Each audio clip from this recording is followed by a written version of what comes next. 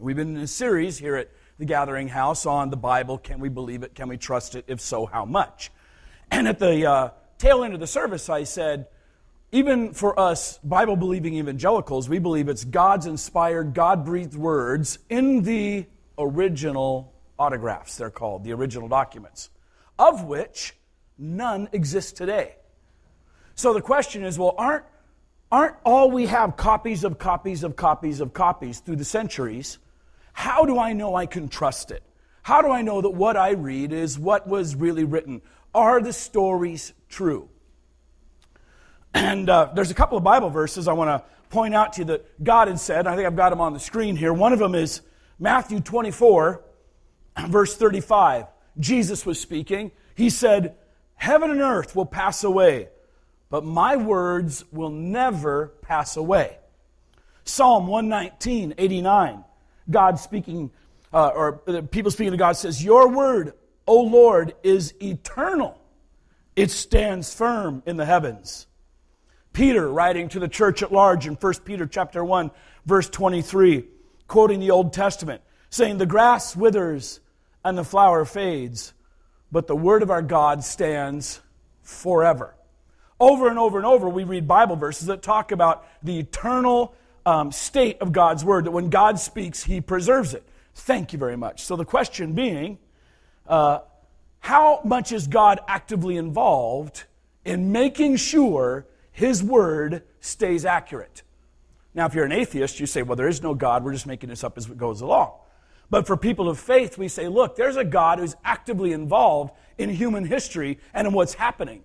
And since God is actively involved, God is making sure that the words that get passed down are the words He wants.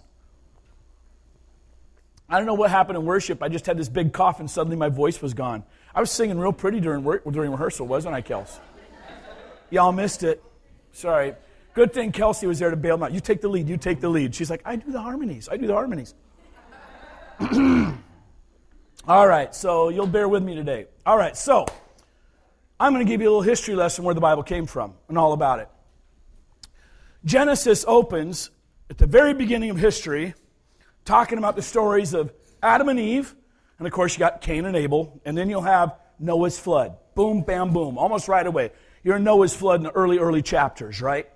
And then after the flood, the next thing that happens is all of humanity that's, a few generations later, babies upon babies upon babies, and there's enough to start creating a civilization. And out of this civilization, they decide they're going to hole up in one place, build this giant tower to the heavens, and make a name for themselves, which meant they were going to build a legacy on down the line. When God's command had been scatter, fill the earth, produce, move out. And so He confuses their languages. The people scatter because they can't understand each other anymore, and the beginnings of civilizations happen. Now, when it comes to history and timelines, it gets really hard to tell when did things happen. Even historians have a really hard time figuring out when did something happen. Human history, it goes back, they could find archaeological stuff going back 4,000 years, really, really old at 4,000 years, but you really start seeing serious history about 3,000 BC. So somewhere about there you see the ancient Sumerians rising, these civilizations beginning. Enough people now are filling the planet that they aren't just tribal groups, but they're actually able to create city-states, and out of that they build civilizations. And one of the earliest civilizations, obviously, was the Sumerians were the very first civilization, and the Egyptians were the second civilization. And so if you remember this from your high school history, any of you? Yes. Ancient Sumerians. Oh yeah, I've heard of that name before. And out of them would birth this group called the Chaldeans, the Ur of the Chaldeans. It was sort of a remnant of the ancient Sumerian civilization. And about 2000 BC is when the serious stories of the Bible start, and it comes out of that ancient Chaldean Sumerian civilization. And this is when we get the story of Abraham. So Abraham comes onto the scene around 2000 BC. Now, you'll read scholars who some put him at 21, some put him at 1900 BC. They argue based on different, little tiny verses in the Bible that would say, well, it must be this because this happened there. But roughly 2000 BC, Abraham comes on the scene. He's called out of Ur of the Chaldeans, pagan city, and God says, you're a righteous man. I'm going to teach you all about my word and my ways. You're going to be the father of something new. leave Ur of the Chaldeans, which was a mighty city. It had huge ports and everything, big ziggurat temple in the middle to the moon god. And Abraham comes out of that with all of his possessions, all of his family, and goes into what is now modern-day Palestine, which is inhabited by some smaller tribal groups, Phoenicians, who would later become Canaanites. And God sends him there and says, I'm going to give this land to you and your descendants forever. And that's about the beginning timeline. And of course, then he has a son, and his son has a son. So roughly right after Abraham, he lives 175 years. Interesting thing in the Bible is what you see is prior to the flood, people lived a long time. After the flood, you see the ages start to taper off, right? They're living 800-900 years before the flood. After the flood, suddenly it's 200 years, 175, 165, down to about what we have modern times. So something must have changed when the global flood happened. The entire condition of the earth, the planet, everything changed after that, and people just didn't live as long. So you have Isaac, and then you have his son Jacob, and they have a little bit of a battle. If you've read that story, they don't get along very well with each other. One of them is the son, Jacob and his twin brother Esau. And so what happens is Jacob will end up running away from his twin brother Esau, and kind of has to do with how their father Isaac blessed him. And he will end up marrying a girl. And long story short, he'll end up with 4 wives and 12 sons and 1 daughter. How that daughter crept in there, I don't know. But she got in somehow, right? So your odds of having a daughter after you've had that many sons is like, 0.5%. So he ends up with 4 wives and 12 sons and 1 daughter. The 12 sons are going to become the 12 tribes of Israel. Each one of them will be the leader of a tribe, and then they'll multiply and multiply and multiply. One of the sons is Joseph. And we're going to put Joseph about roughly in here. He's about here on the timeline. He's the one that the brothers can't stand. They send him down, they sell him into slavery, down into Egypt, because they hate him. And the reason they hate him is he comes from Jacob's number 1 wife, who he loves the most, Rachel. And Jacob shows tons of favoritism to Joseph, so the other brothers can't stand him. They're going to kill him, but the last minute they decide they can make more money selling him into slavery. They sell him into slavery. Down to Egypt he goes, where through a series of circumstances, he ends up falsely accused of rape, and then he ends up in prison, and from prison he interprets Pharaoh's dreams, and he actually emerges as a person who saves the entire world from starvation. Because he interprets some dreams of Pharaoh, he realizes there'll be 7 years of plenty and then 7 years of famine. And he tells Pharaoh, since God's given you this knowledge, what you need to do is put somebody in charge of collecting as much as they can during the 7 years of plenty so you can last through the 7 years of famine.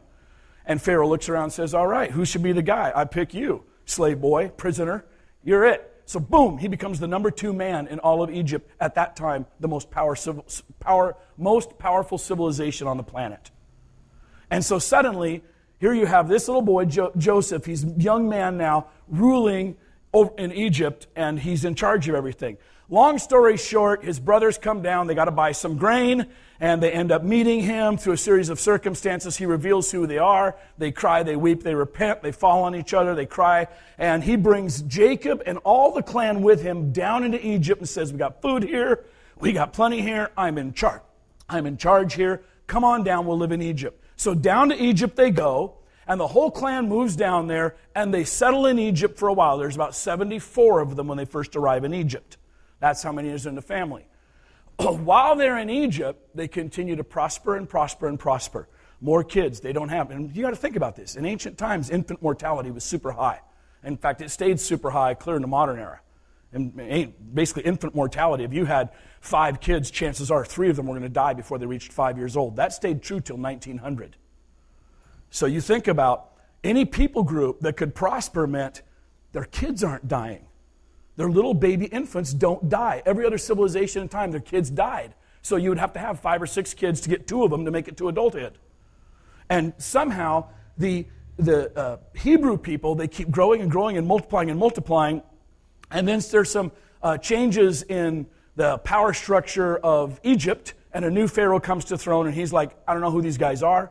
They're from that other dynasty. I don't like them. We're going to. They're freaking me out because there's so many of them, and we need to crack down on them so that they don't rise up against us. And so they basically convert them from being neighbors let's make the term exact. They were refugees living in Egypt. And they went from refugees to slaves because they were scared of the refugees living with them. So for 400 years, they're enslaved. And actually, they keep prospering. They keep growing. Their kids keep not dying. Till about 400 years later, their Pharaoh says, we got to start literally killing off the kids. And he tries to have them killed off. One of them of this little generation survives. His name is Moses. And so Moses comes on the scene. And if you know the story of Moses, he'll be the one who will end up leading them back out of Egypt with the 10 plagues. And that's going to happen about 1450 BC. That's about when that happens, I believe, under Amenhotep II. He leads them out of slavery and into the promised land. And when they get into the promised land, they finally settle down. It takes some wandering, some 40 years. Got all kinds of incidents that happened. A group of people that come out of slavery end up being not very faithful to God. Everybody 20 years and older will end up dying off and never see the promised land. Everybody 20 years and under, and those who were born in the desert wandering years, gets to go into the promised land.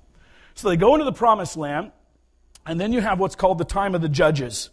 And the time of the judges go all the way down to, for about 400 years, you have Israel is in the promised land. The 12 tribes each now get an allotment of land, and they all have what's currently Palestine, and each tribe had a section of land, and some were huge. So Ephraim, for instance, was a huge tribe, so they ended up having lots of land.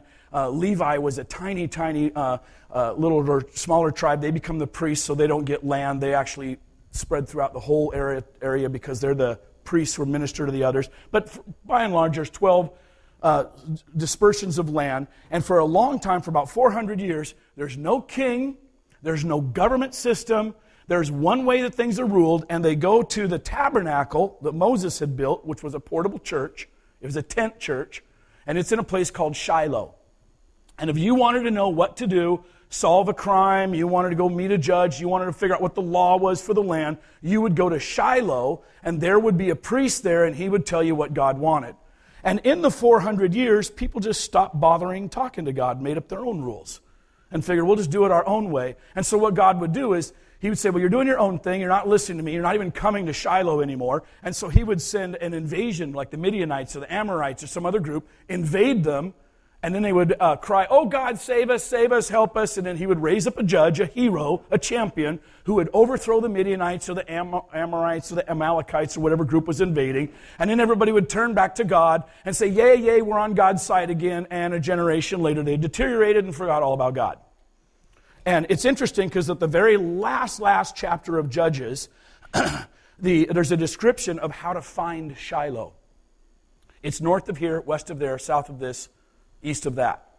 And it goes to show you, 400 years later, when the writer was writing the book of Judges, he had to give an exact description of where to even find the temple of God because no one knew where it was anymore. They had to go find Shiloh. At the end of that period, people are sick of having a judge. They're sick of this rhythm, sick of this pattern. And so they say, give us a king. We want a king to be like everybody else around us. And God says, you don't want a king. And they're like, yeah, we want a king. No, you don't want a king. He's going to do bad things. You want me. I'll rule over you. Just come to me. Come to Shiloh. I'll tell you what to do. No, we want a king. So finally God says, fine, I'll give you the king. And Saul becomes their king. And he's not such a good guy. And this is going to be roughly about 1100 BC. Well, Saul will end up going bad, and they'll fight the whole bunch of Philistines, and he ends up dying in a battle. And the guy that emerges on the far side of it, around 1000 BC, is this little guy David. How do I clip this on here? I guess I could just put it there. You'll know that's 1000. King David emerges on the scene, 1000 BC. He comes on the scene. He will increase the empire, the largest it would ever be in history. Under King David, they held huge, vast amounts of territory. And everybody was afraid of David. He was a champion. He was a warrior. He was God's man. And I'm going to put him a little bit almost right on there. So he was God's man. When he dies, his son Solomon takes over. And Solomon, filthy, filthy rich, never has to wage a war, always has peace. David was so mighty that for a generation later, nobody would attack the Hebrews because he had established such a powerful kingdom, no one would touch it. So his son just got to sit, grow fat, and grow rich. And Solomon was that guy, and he would build the temple. He would take the portable church that Moses built, the tabernacle, and turn it into a permanent building called the temple. Exact same floor plan, though. So Solomon builds the temple, and it's right about 950 BC when he does that. So he's technically somewhere in here. I don't know if I can. We'll put him right in here. Better. Okay, so Solomon, the temple is built. When Solomon dies, his son inherits the throne. So he's the grandson of David, and his son is an idiot. And the people come to him and they say, your dad Solomon taxed us so hard and had so many rules, and it was so difficult under him, we couldn't keep anything. Give us a break, let up on the taxes. And his son Rehoboam listens to the old men, and they say, yeah, let up on the taxes, because let me tell you, the people are on the edge of rebellion. And he doesn't listen to the old men. He goes to his buddies, his friends, all these guys in their 20s, and he says, what should I do? And they say, you go tell those people, you think Dad was tough? I'm going to be twice as hard.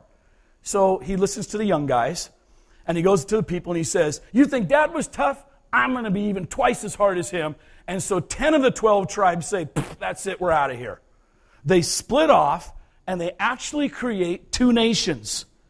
One is the nation of Israel in the north with 10 tribes. One is the nation of Judah in the south. And for the next several hundred years, they are not one people anymore. They are two nations. Initially, they have an understanding that we are one people. We're all the remnants of the 12 tribes that came out of Egypt with Moses that are descended from Joseph. We know who we are. But as they live in this period of time, they begin to drift until eventually they literally go to war with each other several times. They're actually enemies fighting each other in wars, choosing sides against each other. And for this period of time, the northern kingdom of Israel never once has a single righteous king who loves God and obeys his word. The southern kingdom of Judah, they've got a few. They've got one or two of them. I think there's 4 of them in the end who end up being righteous kings. And they keep turning society back to righteousness, and it corrupts, and turning it back. And that will be the pattern. What will happen eventually is the Assyrians will arise as a mighty empire. They will be more powerful than the Egyptians, more powerful than anybody else who came along. And when the Assyrians rise, and I think I've got maps for all this, Chuck. We should have an Assyrian map by now. Find it in there. When the Assyrians rise, they actually move into the territory, and God has them destroy the nation of Israel. They wipe it out in 722 BC and scatter everybody. That's the Middle East in 2000 when Abraham was. And I think the next one would be, what's the next one? 1500. Yeah, that's about the time of the Exodus. You can see Egypt was the powerhouse. The yellow area is where Moses and them were moving in. The other big empires were the Hittites, right? And then we get to 1000. This is King David. See the purple territory there? That's King David's territory. And actually it went even further up the coast than that. Some of what, wait, not yet, go back. Some of what was in yellow there was actually would eventually be conquered by David. He didn't rule it directly, but they were vassal states who paid him tribute. So in 722 BC, now we're at the Assyrians. The Assyrians would be the next map. 700-ish, 1,000-ish. David's Israel, boom, there we go, the Assyrian Empire. One of the mightiest empires to rise up to that time. Bigger than Egypt, bigger than anybody else who'd been. They move into the whole territory. They wipe out the nation of Israel. They try to attack Judah, but Judah has a righteous king sitting on the throne at that time, and so God thwarts them by killing 87,000 of their men that night in a disease, kind of a plague, wipes their camp out, and so they don't take Judah, they go back home. So Israel is now wiped out for being unrighteous, because one of the first things they had done when they split into two, they were supposed to go back and still worship at the temple in Jerusalem, but the very first king, Jeroboam, said, I'm not sending my people to Jerusalem anymore. He set up golden calves, one in the north end of Israel, one in the south end. He says, no more going to Jerusalem, you go to these golden calves. Golden calf is a bad image in the Bible. It never leads to good. And so the people had been led away from God all that time. So 722, they're destroyed. And then God sends prophets in here. So you get a bunch of prophets like Isaiah and some other books of the Bible written in this time period. And then you end up in a few generations later, the younger sister, as God refers to her, Judah, the littler two-tribe nation, he keeps warning her, hey, you saw what happened to your older sister. You need to behave. You need to come back to me. You need to return to my laws and my ways and my word, and do things righteously, and don't oppress the widows and the orphans, and worship me in purity and in truth, and listen to my laws. And they don't listen to him. So in 586 BC, he sends the Babylonian Empire in, and they destroy the nation of Judah, and the temple that Solomon had built, that had stood for 500 years, almost 400 and some odd years, is absolutely destroyed, wiped out, leveled. A small remnant of them are taken off to Babylon and held as captives. They're there for 70 years. When at the end of the 70 years, a group of them are let go back, and they get to go back, and they are sent back right almost exactly at 500 BC, and they build a second temple. This is the entire Old Testament. Genesis, all that stuff here, Exodus, Leviticus, Numbers, Deuteronomy here, 1st and 2nd Samuel, 1st and 2nd Kings, 1st and 2nd Chronicles, covers this territory here. And then you get most of the prophets here, and you get most of the prophets here. The entire Old Testament, that's the whole timeline. By 490, no more Old Testaments written. There's 400 silent years to Jesus. No books of the Bible, nothing being said, no prophets coming, no more word of God spoken. Now, it doesn't mean stuff didn't happen. In history, stuff happened in Palestine. And one of the first things that happened was because at the time when the Babylonians took over, shortly thereafter they'd be wiped out by the Persians. It was the Persians who let this people group go back, leave Babylon, and go back and rebuild the second temple. So the Assyrians first, then the Babylonians, Persians rise up, their empire's mighty. And if you've been watching the maps, you see each empire's bigger and bigger and bigger. You notice that? They keep conquering more territory, getting bigger. It's the Persians who let them go in around 500. Then the Bible goes silent. Nothing's being said. No prophets, no psalms, no stories, nothing happening. But it doesn't mean things weren't happening in history. Alexander the Great comes on the scene shortly thereafter, and he will end up conquering the entire Persian Empire. And when he does, he spreads the Greek language and Greek culture to everyone. And so everybody's got to have Greek ways, Greek language, Greek literature, Greek writing, which is why by the time of the New Testament it's written in Greek, because of Alexander the Great. He's only on the scenes for about 20 years, and when he wipes all, he dies in the middle of his campaign. When he dies, he doesn't even have an heir. He has to divide his territory to 4 different generals. Those 4 different generals will divide his territory up, create 4 different empires, and on it goes. And there's a lot of battle, a lot of warfare, a lot of fighting, till around 200 with the rise of Rome. Rome comes on the scene in 200, and they will conquer everything, and they will remain the dominant power for the next 600 years. For 600 years, they are the dominant world superpower. And of course, we all know that it's during this time Jesus will arise. Right after the Roman Republic and at the start of the Roman Empire, Jesus arises. And when Jesus arises, then we have the writing of the New Testament. So the New Testament happens about right in here. The New Testament is written somewhere between the years of 50 and 90 AD. Put some right way down here. All the New Testament's written in that time period. Boom, boom, boom. Nothing comes later. Nothing comes from before. So all the Old Testament, back there, all the New Testament's written right here. The 4 Gospels, the epistles, all the letters. Revelation is the last book written around 90 AD. Boom, right there, okay? But history marches on, and new things happen. And for the next 300 years, Christianity is basically first off, it's seen as a subsidiary of Judaism. You're just a little Jewish cult. You're just like a group inside Judaism, and nobody else cares about them. And then they start rising and rising, getting more influential and more powerful, only in the sense that people were becoming Christians, not powerful that they had no political power. They weren't in charge of anything. They didn't have very many rulers or leaders. They weren't structured in any kind of way. Different regions inside the empire would basically be ruled by a bishop. So there was a bishop of Antioch, and a bishop of Jerusalem, and a bishop of Rome, and a bishop of Syria or Damascus. And so the head guy in the largest city in the area would be head of the church in that town. There would be one church in the whole town, and he'd be head of it. And so one church might have 5,000 people, but there weren't all these different churches scattered around inside a town. Any major city just had one big church, ruled by a guy who would eventually become a bishop. For 300 years, it's an outlaw religion. And so up and down at times there's different persecutions, different things that happen. There's never in the whole empire wide, but once in a while persecution will break out and Christians will be killed, they'll be tortured, they'll be executed, their property will be confiscated, and that's how it goes for 300 years. At the end of 300 years, Rome is now decaying and falling. Different civil wars have happened. Generals have fought generals. Fighting has gone on. And in the middle of one of the civil wars, this guy named Constantine arrives. And he has a battle with 2 other generals, and he ends up winning the battle, and he wipes out the other armies that were against him, and he's like sole power of the entire Roman Empire. There's nobody left to fight him. He's like, I got me and my army, and everybody who was opposed to me has been wiped out. It's just me now. And so one of the first things Constantine does, because he had this weird incident the night of his battle, he was undermanned. He didn't have near enough guys. He knew he wasn't going to make it. He knew he was outnumbered. And the night before his big battle at the Milvian Bridge, he got down on his knees and he said, if there's a God out there who will help me, I will worship you.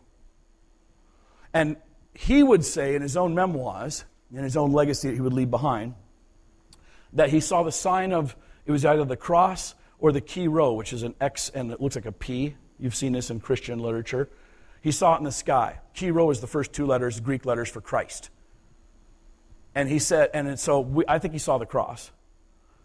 And he saw that, and so when he woke up the next morning, he had all of his soldiers paint that sign on their shields. They went into battle. They won a battle against overwhelming odds that they should not have won, and he emerges as the sole superpower, the one guy ruling the empire, and he takes all of his armies and everything, and he says, okay, since the Jesus is the one who helped me win the battle, we're all going to worship this Jesus now.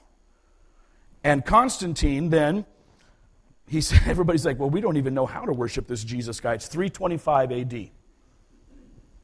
And they're like, we don't even know really who this Jesus is. He's been an outlaw religion.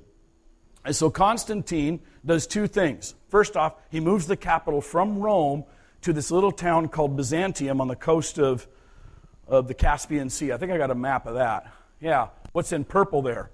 He moves the capital from Rome to a little town called Byzantium right there. And he changed the name to Constantinople. His name was Constantine. We're going to name the town after me. Come on, I'm the emperor. Yeah, that's the way it works. And then he says, since Jesus, or this Jesus God, helped me win the battle to set me up as emperor, and I don't know anything about him, I need to figure him out. So he puts an empire-wide word out saying, all the leaders of the churches gather at this little town called Nicaea, and we're going to discuss what Christianity is so I will know. And they form the Council of Nicaea.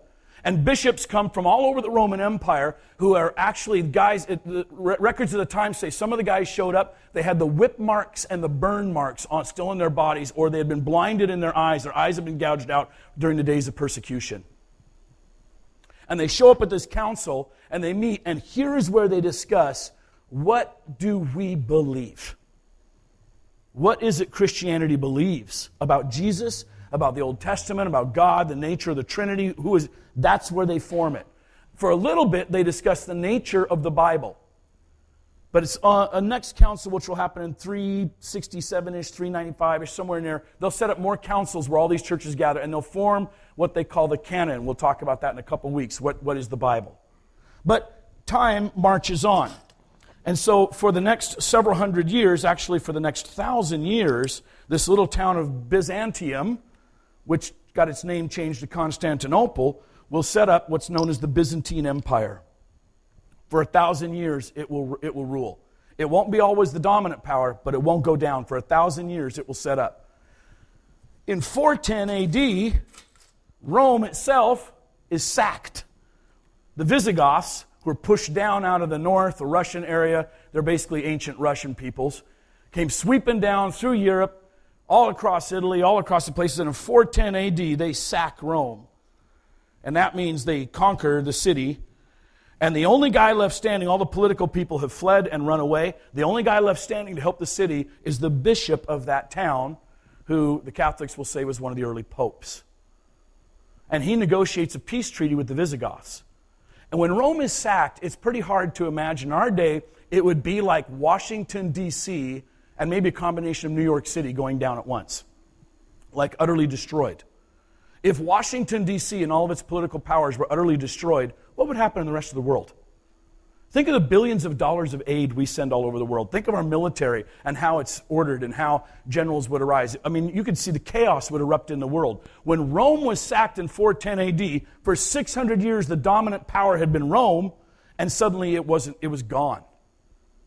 And so all of Europe starts falling into sort of this tribal fighting again. The only thing standing is the Eastern Roman Empire, which spoke Greek instead of Latin, and they start splitting apart. Well, time marches on. About 600, somewhere around 600, this guy named Muhammad is born. And Muhammad comes up with Islam. He writes the Quran, comes up with Islam.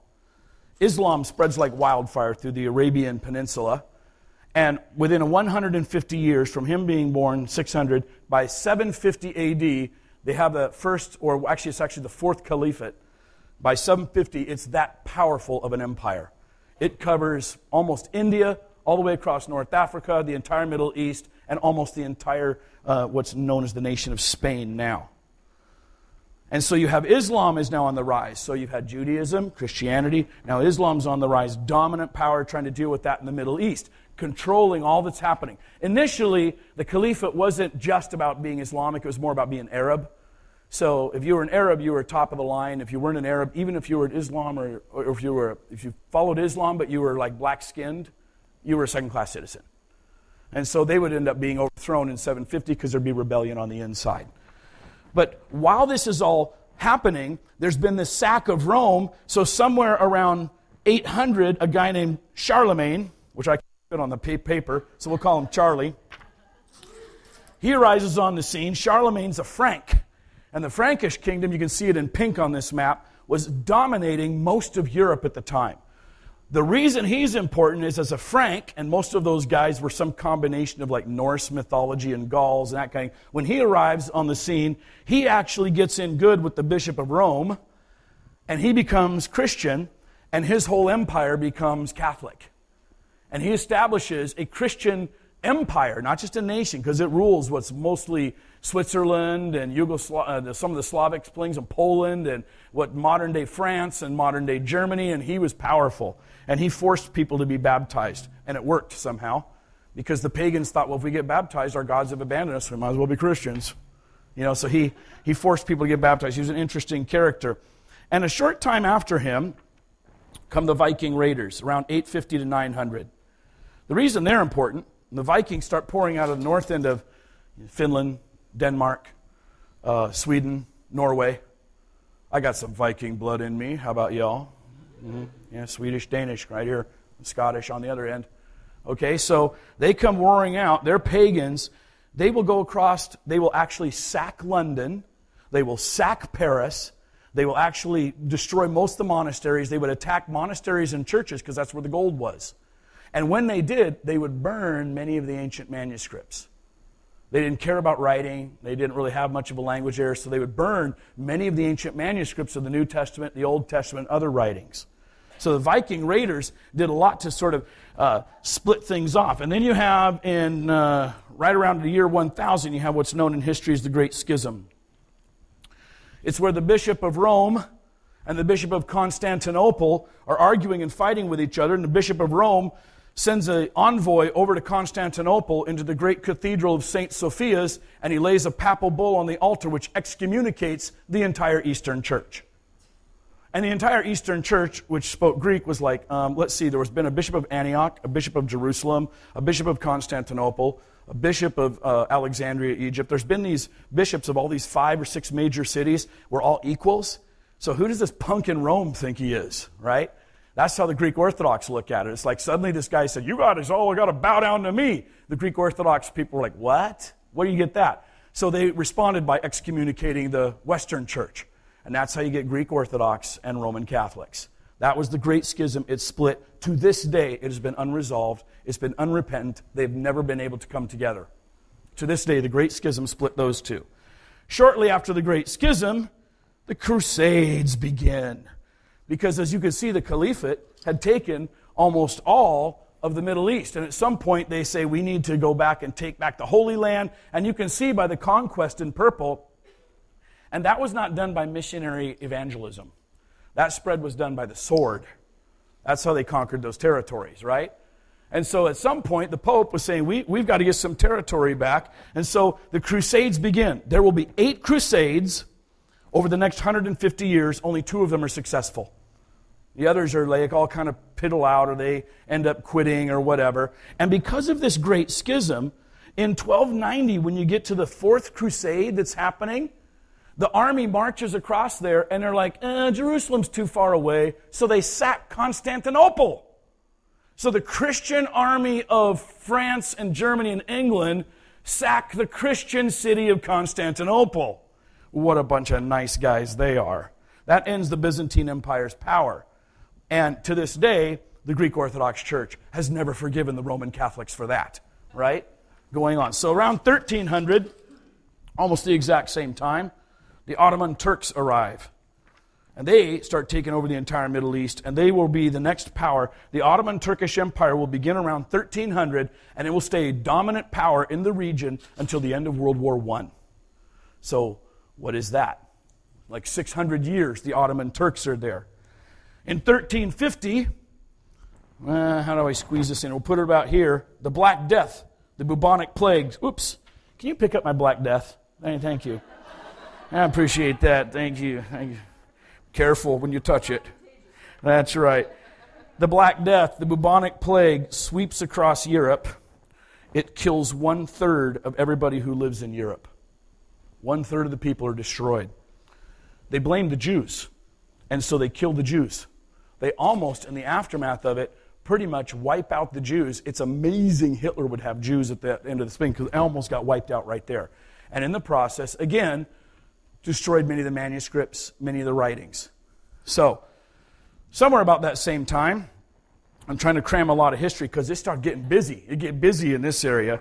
Somewhere about that same time, we have what's called the Avignon Papacy. I'll squeeze it. Well, let's see. Let's see if I can stick it right in here. I'll just tie it onto there. How do I describe this one? The Avignon Papacy is where the Pope, obviously in Rome, Pope Boniface VIII, he issues a papal bull that proclaims that the Pope has supreme authority over everybody in the world, including the kings.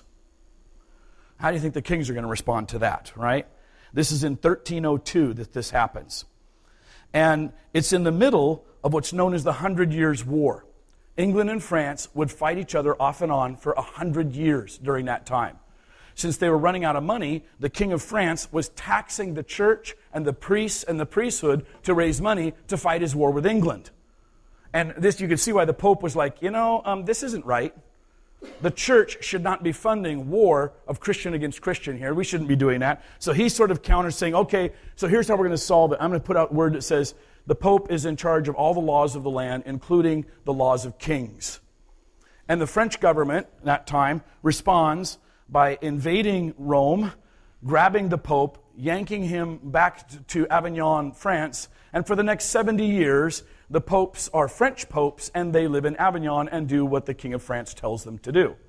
While that's happening, other Italians in Rome are like, well, we can't go with that. Those are fake popes, so we'll elect our own. So they elect their own popes in Rome, and so the Pope in Rome and the Pope in Avignon, France are excommunicating each other and fighting each other, and for 70 years, that's kind of the mayhem that goes on. And the Avignon Papacy keeps going.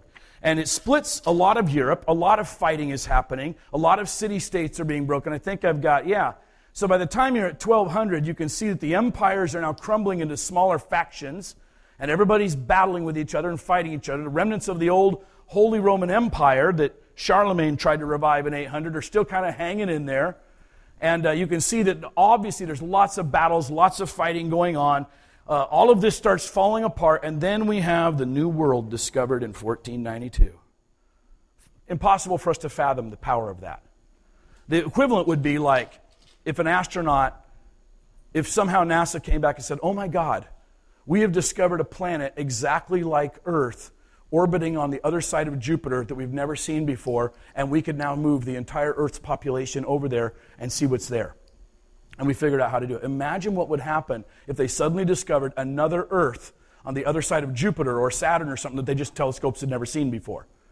It's that magnitude. It's that huge of a deal. And so the New World is discovered, and about that same time the New World's being discovered, and all of this stuff's been happening inside the church, there's this guy named Martin Luther who comes on the scene. And Martin Luther says, hey, you know what? I think we've lost it. What we're worshiping isn't the right way to go.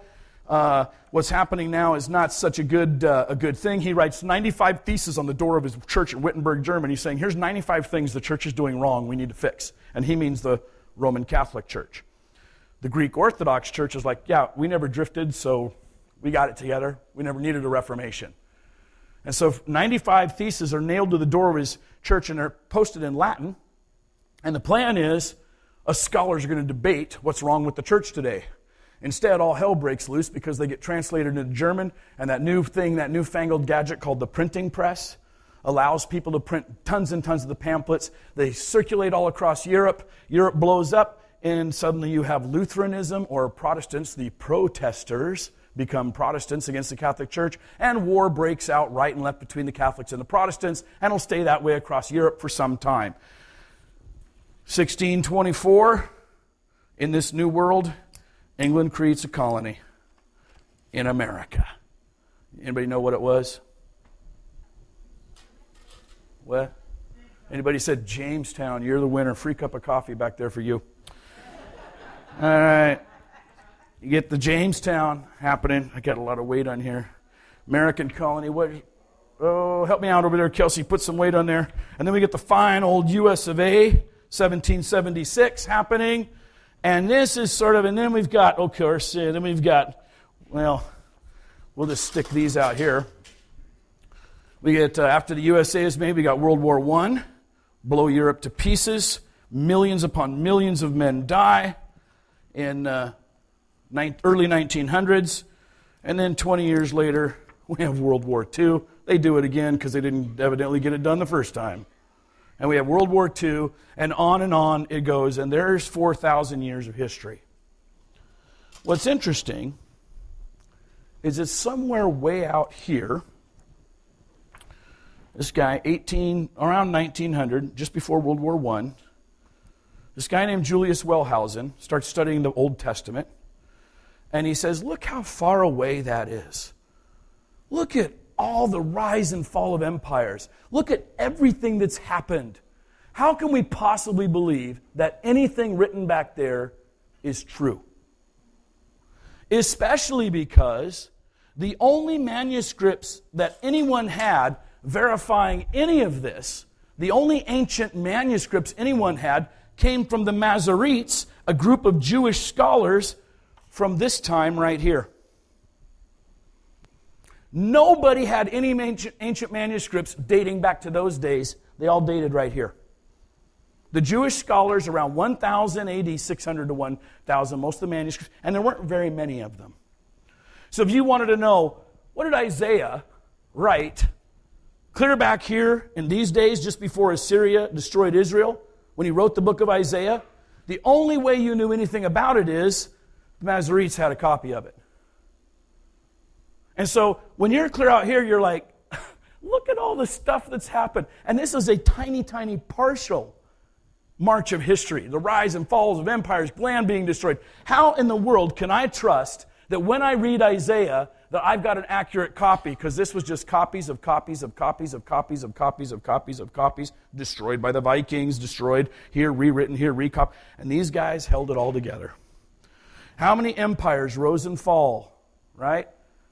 These guys, so you get Julius Wellhausen, he's like, and he and some other guys, I don't think I believe this whole thing. 2 weeks ago we did that study. He says, look, Moses didn't write these books. Moses didn't write any of this.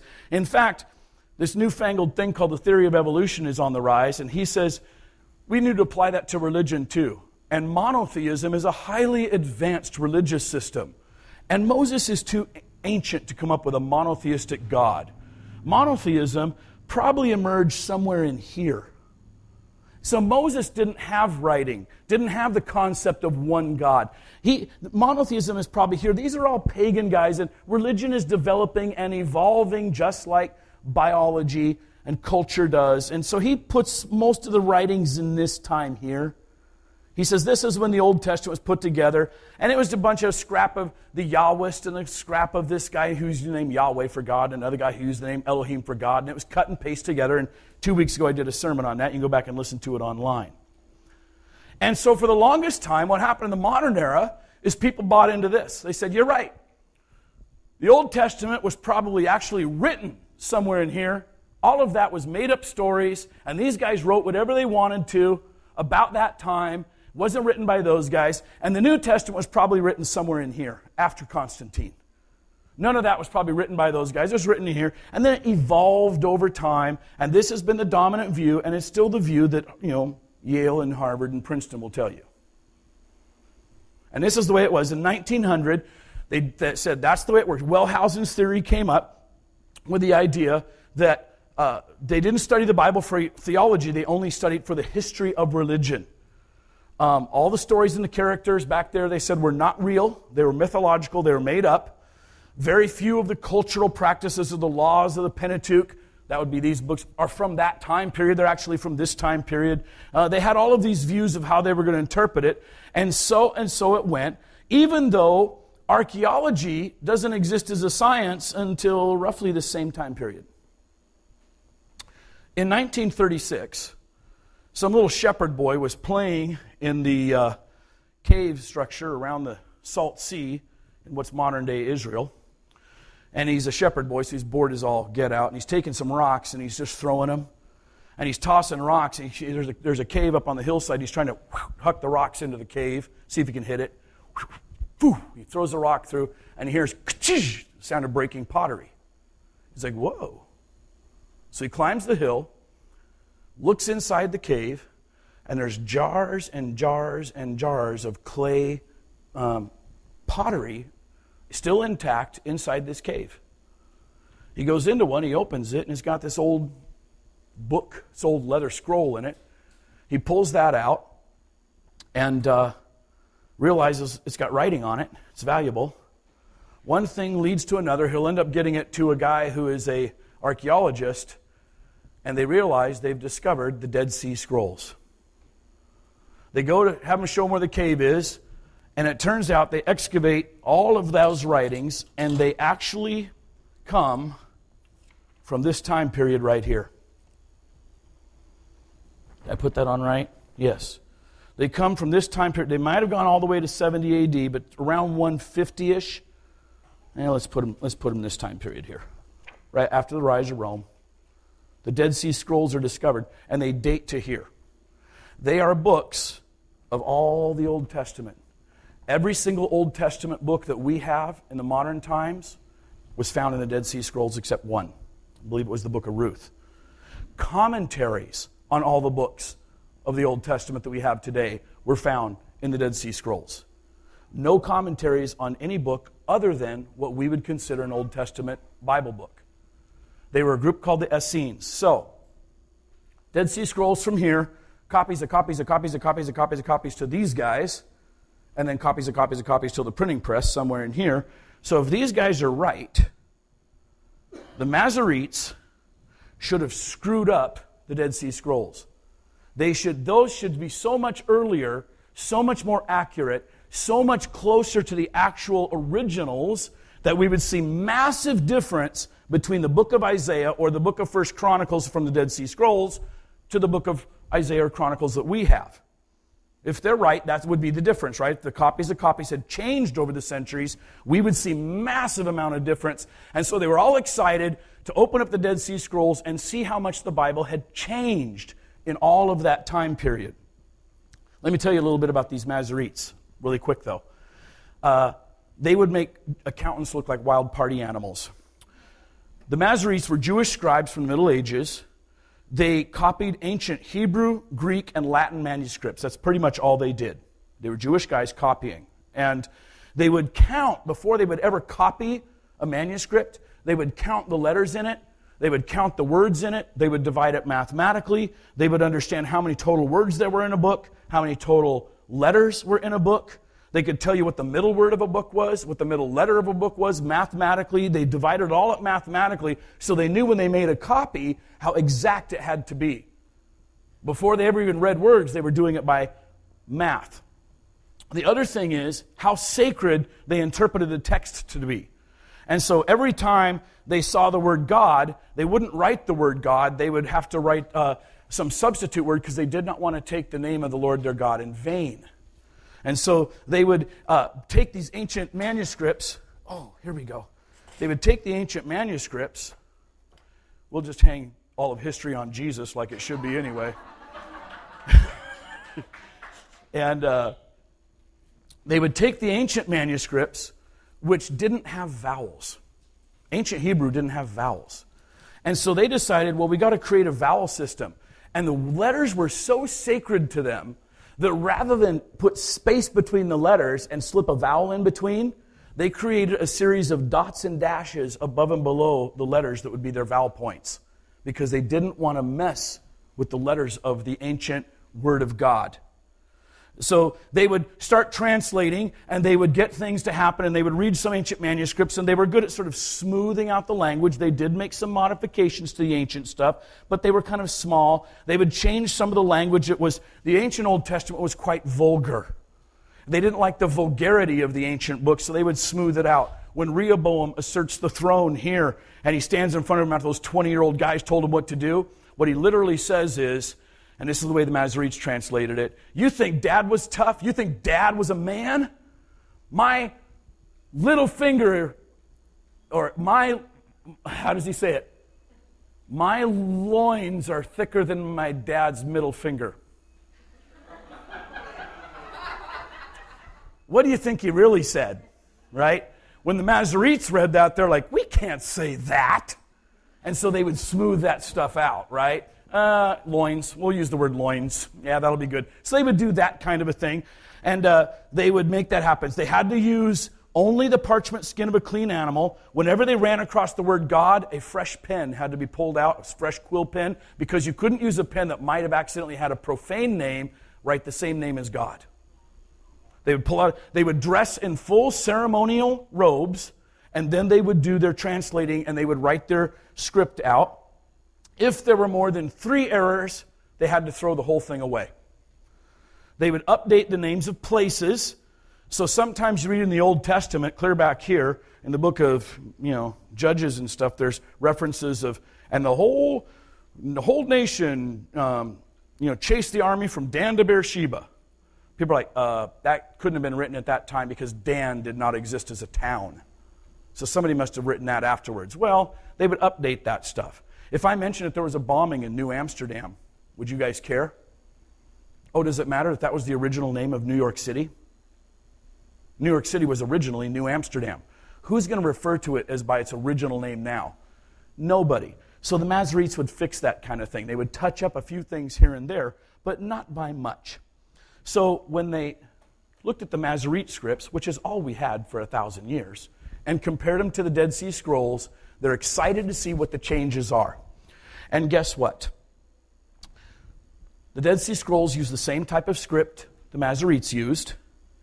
There is one meaningless spell change for every 316 letters. For meaningful changes, there's one for every 1,580 letters. And they would have multiple copies of Isaiah or of a book, so the errors were not in all the copies. The ancient scroll of Isaiah, which is a 35-foot long scroll made on clean animal parchment, when they finally got that baby open, because it took them years to do it, because when they started, they'd crumble. These ancient, manuscripts, you couldn't just open them. They had to spend years to figure out how to chemically treat them so they could. Up in this time, they were saying, yeah, Isaiah's written by 2 different guys. There's no way that book's the same. Front half's all doom and gloom, back half's all rejoicing and glorious. 2 different Isaiahs. And that's the views this had. When they opened up the Dead Sea Scroll, Isaiah was accurate to within 7 words of the modern Isaiah we had. And some of those were misspellings. And where they said there was 2 different Isaiahs, in the scroll, not even a break. Not even a break. As archaeology began to look at stuff, they're saying, okay, so Wellhausen at that end said there was no such thing as the Hittites, but they found the Hittites. He said there was no such thing as Sodom and Gomorrah. They found Sodom and Gomorrah, or at least transactions, and when they dug Ebla, they found actual pottery that says, oh yeah, here's a 50 bales of grain going to Sodom and Gomorrah. They found those transactions. He said there was no Pontius Pilate. They've discovered Pontius Pilate. Said there's no King David. The Tel Dan stone said there's probably a King David. Said there was no Caiaphas. They've discovered Caiaphas' tomb. On and on it goes as the evidence keeps piling up, showing that, hey, guess what? When Jesus said the Word would be preserved for all time, the Word's been preserved for all time. 1,000 years of history got lopped off between the Masoretes and the Dead Sea Scrolls, and the Dead Sea Scrolls showed us God protected His Word to an accuracy of an incredible amount. One change for every 1,580 letters. So I tell you this to let you know that when you read the Old Testament and you wonder, did Moses write this stuff? Yes, he did. What about the stuff that happened after his death? How did he write that? Well, clearly Joshua or someone else picked up the last couple chapters. When the Bible says it comes from this time, it does. When you read the book of Isaiah and you wonder, am I reading what Isaiah really wrote? The answer is yes. How well was it preserved? Within 7 letters. 7 words within that. Within 7 words within that whole scroll. What we read today is evidence that God preserved His Word no matter how many empires rose and fell, no matter how much the world tried to destroy it, no matter how many raids there were, no matter how much destruction there was, God made sure that the things He wanted said in His Word got said and got passed down to you and I. I'll close with this. In Isaiah chapter 55, since he's kind of our theme guy today, isn't he? In Isaiah chapter 55, verse 8, God was speaking through the prophet Isaiah. He comes from this time right here. And God said through Isaiah as he was writing, great words, chapter 55, verse 8. For my thoughts are not your thoughts, God says. Neither are your ways my ways, declares the Lord. As the heavens are higher than the earth, so are my ways higher than your ways, and my thoughts than your thoughts.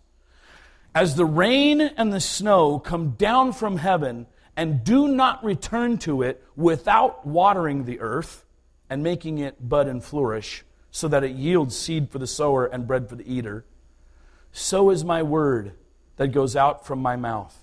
It will not return to me empty, but will accomplish what I desire and achieve the purpose for which I have sent it. God had said from the very beginning of time, He says, hey, I have things to say to humanity, and I will make sure that when I speak it to you, it will go forth throughout the earth, and it will do what I said it's going to do. I will make sure that my story gets recorded, the words I want, right down to the very letters, so that you and I, living in this day and age, can trust that God has held His hand on this book. All through the centuries. It doesn't matter what empires rise, what empires fall. God says, I'm going to say to you what I want to say to you. And I will make sure that when my word goes out, it won't return to me empty. It returns back to God having produced something. And what He wants to produce is a change in your heart and my heart. A change in our understanding of who God is. A change in our confidence of His Word and His power. He wants to change how we behave and how we think, how we worship Him. And God has said, I've sent my Word to do that. As we continue in this study of where did the Bible come from and can it be trusted, next week I'll talk about this. How do I know in the New Testament what I read is what they wrote? Or has that been changed through the centuries? Because everything we talked about today was Old Testament. So we'll talk about New Testament next week. Why don't you stand with me as we close in prayer? Lord, I realize this was less sermon and more college class today. But sometimes it's what we need, Lord. Sometimes it's just a cheerleading, preaching sermon. It's encouraging and we need it sometimes. But sometimes there's doubts we have. And the doubts that we have that nag us and blur our minds and blur our thinking are doubts about how much can I really believe this stuff. And sometimes it's really good, Lord, that we just open ourselves up to really doing a serious investigation of, can I trust you? Can I trust your word? Can I trust what you have said? My prayer and hope today, Lord, is that just in looking at this timeline, that we'll walk away saying, I can trust God. He held his hand on the book. He held his hand on the book so tight that they couldn't even change the letters. And so when you've said it, it's our job to study it, grope with our feeble, tiny brains trying to understand an infinite God and understand what you want us to do. May you put a hunger and a passion in us to desire more of your word and a sense of confidence that when we read, we are reading not the words of man, but the words of God. This is what we pray today and ask in your most holy name. Amen.